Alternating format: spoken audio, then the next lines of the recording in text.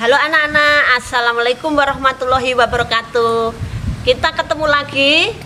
Bu Tuti akan menyampaikan bab 2 yang kemarin, yaitu tentang klasifikasi makhluk hidup.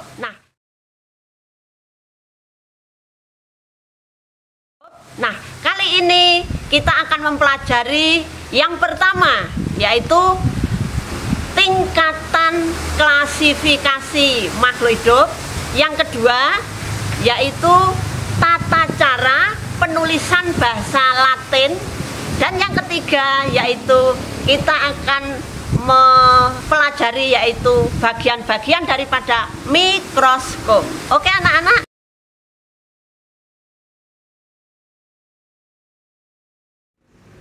Oke anak-anak, sekarang pembahasan yang pertama yaitu tentang tingkatan klasifikasi makhluk hidup. Jadi, klasifikasi makhluk hidup tingkatannya menurut Carlos Linnaeus terdiri yang pertama yaitu kingdom atau kerajaan, itu tingkatan paling tinggi. Berikutnya yaitu phylum, itu untuk hewan, dan divisio untuk tumbuhan. Tingkatan berikutnya yaitu kelas.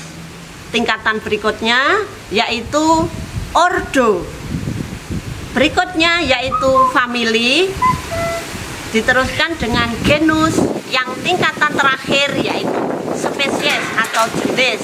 Nah, itu tadi tingkatan mulai tingkat tinggi kingdom, yang tingkatan paling rendah yaitu spesies atau jenis. Jadi semua makhluk hidup nanti memiliki tingkatan-tingkatan seperti itu. Oke anak-anak.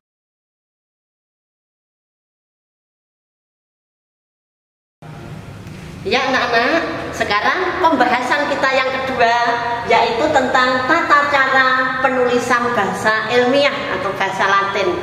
Nah, contohnya yaitu Oryza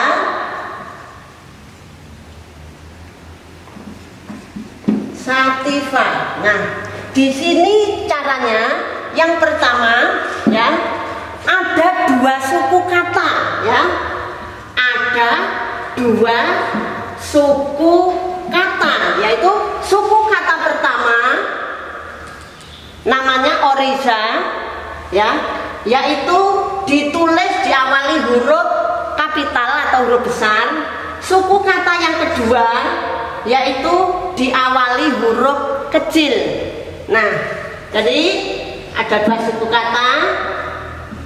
Suku kata yang pertama diawali huruf kapital,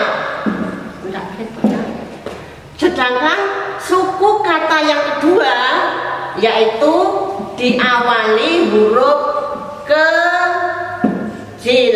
Nah, kemudian suku kata yang pertama tadi ini Oryza menunjukkan genus ya, menunjukkan genus ya, genusnya.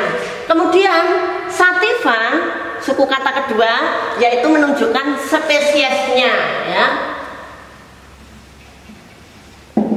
Nah, itu yang berikutnya yang ketiga.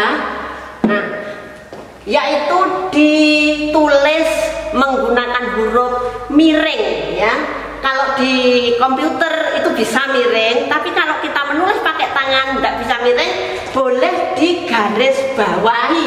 Nah, begini anak-anak. Jadi dicetak miring atau digaris bawah. Nah, seperti ini. Jadi untuk jelasnya anak-anak, yang kedua, contoh yang kedua yaitu, nah ini tadi contoh yang pertama. Contoh yang kedua, nah ini yaitu Zea maïs. Nah, apa itu Zea maïs? Bahasa Indonesianya yaitu jagung. Nah, ya nah. Nah, Zea maïs ada dua suku kata ya. Suku kata pertama diawali huruf kapital atau huruf besar. Di sini menunjukkan genusnya. Nah, untuk suku kata yang kedua yaitu diawali huruf kecil. Di sini menunjukkan spesiesnya. Nah, kemudian aturan yang ketiga yaitu dicetak miring atau digaris bawahi. Nah, itu tadi yaitu tata cara penulisan bahasa ilmiah. Untuk anak-anak ini Oryza sativa bahasa Indonesianya yaitu padi. Jadi ini udah internasional anak-anak. Seluruh dunia udah mengerti bahasa ilmiah yang dikenal juga dengan binominal nomenklatur, yaitu ada 2 suku kata. Oke anak-anak?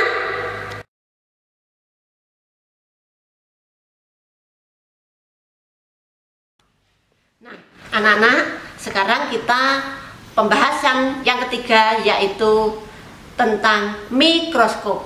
Nah, udah kenal ya anak-anak ini mikroskop? Apa fungsinya mikroskop anak-anak?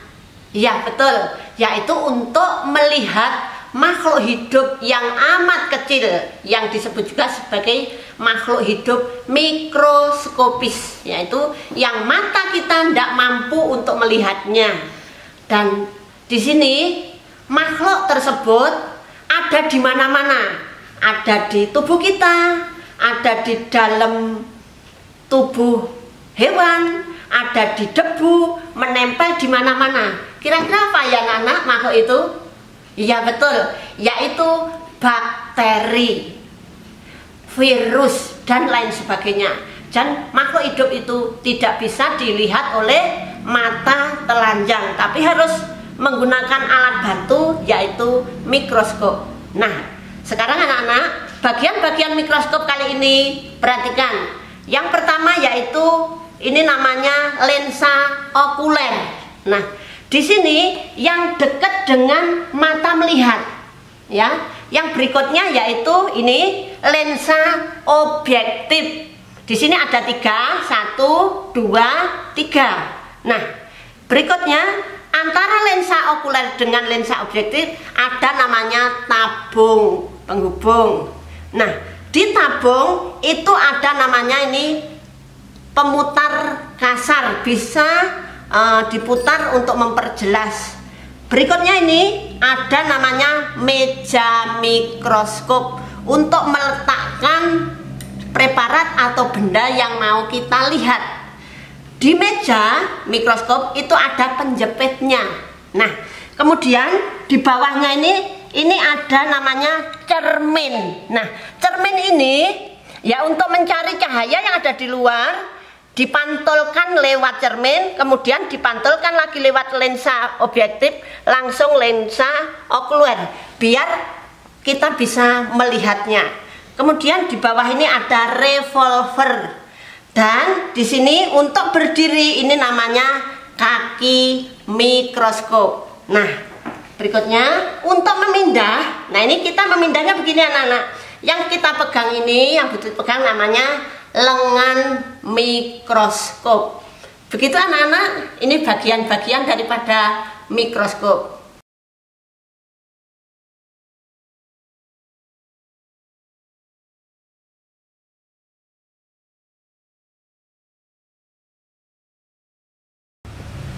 Anak-anak, untuk itu simak baik-baik pelajaran yang sudah disampaikan tadi, dan pertemuan berikutnya kita membahas 5 kingdom klasifikasi makhluk hidup. Oke, belajar IPA asik.